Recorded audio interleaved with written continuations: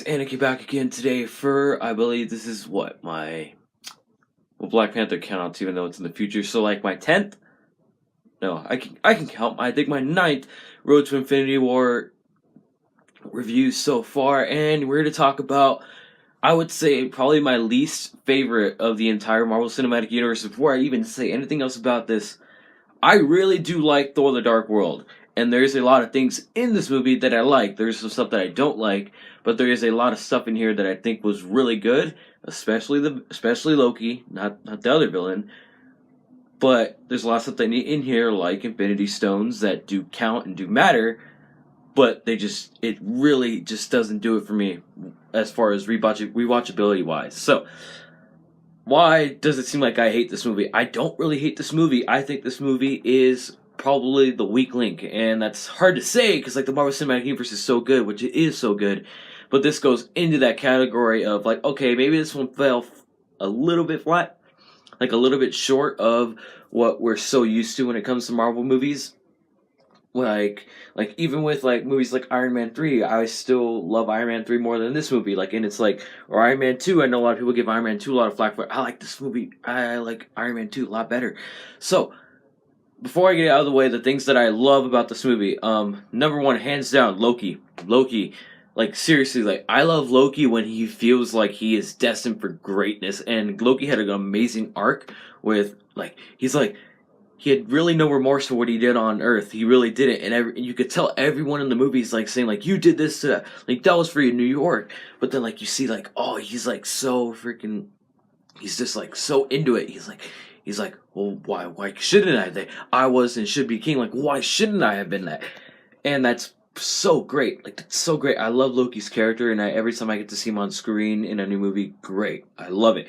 Another one is I think Chris Hemsworth did a great job, especially from transitioning from the first Thor movie, which was all like him being arrogant, to him being like the noble, mighty Thor that he is now. Like so great. Like that was like the seeds of like what Thor a character really was, and I love that.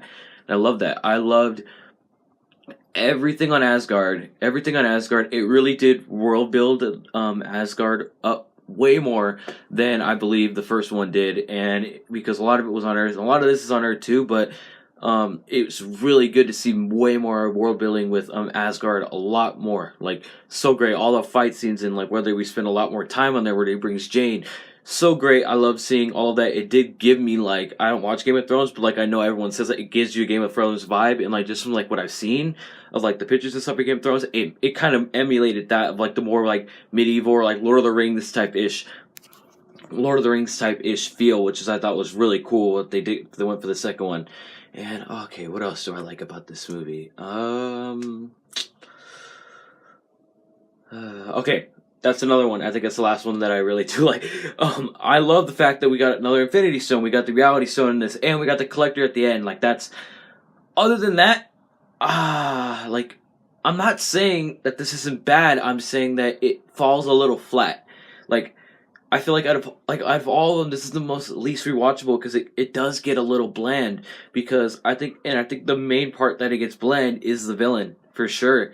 Because I feel like when you think about like Marvel villains, like you really do think of the ones that are really forgettable, and you think about Malekith. The only reason I remember Malekith is because I remember how forgettable he was. Because I'm like, oh my god, what was the villain for Thor 2? Oh god, well Loki, yeah, but that really doesn't count. And then you're like, oh, it's Malekith. Like, oh, that's the one that everybody forgets. And that is a fault on maybe writing or actor. Like, he just did not really have a character. He really didn't. Really didn't. He's just like, I just want the Power Stone to like really like get back at Asgard and stuff like that. He didn't have like complexity or anything, which is like a really big. It's like a really big like, oh, that sucks when you go on to the first movie and you see like Loki and he's grand and he's great, and then like you have this and you're like, dude, what? Like, come on. And then all the Dark Elf stuff is like, it was okay. If I can say anything, it was okay. I feel like the villain just came off flat. Another thing that went off a little bit more flat, even more in the first one, was the Jane Foster and Thor relationship, man. I could not get into it, man. Especially watching it again, I'm like, man, like even when I was a kid, I remember this being like a little bit like bland or weird, and like, yeah, no. Like seriously, no. Like I really don't like them together. Like especially after this week, I really don't like them together. No, I it's hard for me to really like say that I would like. I really like Jane and Thor, but like in the first movie, you get it. Like he beats him, she's like meeting a god, right? And but this one, it's like I'll take you back, and like she's like the big MacGuffin. I'm like trying to get it out of her, and then again, like what is it with people? Like I'm so done with people being so stupid in movies. Like oh, it was this big red thing. I'm gonna freaking touch it. Yeah, that's great. That irritates me so much. But like having her being a bigger part of the story, I don't blame Marvel for that because they obviously couldn't have her constrained down to Earth again, like in the first one, which was a good idea. I felt like not only was it a big fish out of water moment, I feel like she just did not fit in with Asgard at all. And I know they were kind of going for that, but it didn't go with like it seemed like they're like halfway this movie, or at least a certain chunk of it, Natalie Portman kind of gave up, and that's weird.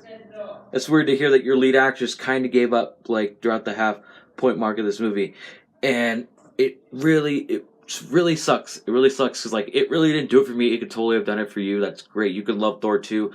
I I I like it. It's one of the few that I don't necessarily love, but I like it. It's not like oh it's so bad or whatever. No, I actually do like this movie. It's just there's some parts that come off boring or a little bit flat. That doesn't mean they're not good. That doesn't mean they're not still in there. It means that I really do think that this is one that's like you would be aching to watch again. And if anything, you'd be only watching for Loki. And believe me, I do love that they did.